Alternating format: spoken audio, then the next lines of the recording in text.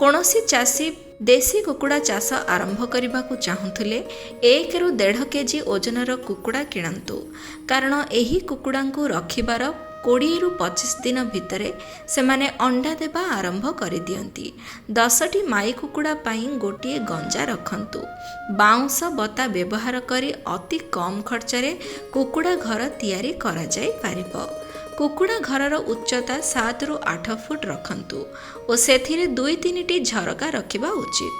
କୁକୁଡ଼ା ବାହାରେ ବୁଲିବା ଅଞ୍ଚଳର ଚାରିପଟେ ପ୍ଲାଷ୍ଟିକ୍ ଜାଲି ବୁଲାଇ ଦିଅନ୍ତୁ।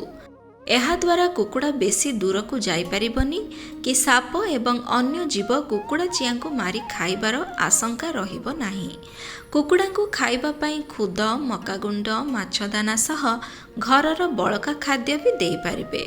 10ଟି ଦେଶୀ କୁକୁଡ଼ାଙ୍କୁ ନେଇ ଚାଷ ଆରମ୍ଭ କଲେ କୁକୁଡ଼ା ଘର ସମେତ ପ୍ରାୟ 16,000 ଟଙ୍କା ଖର୍ଚ୍ଚ ହୋଇପାରେ।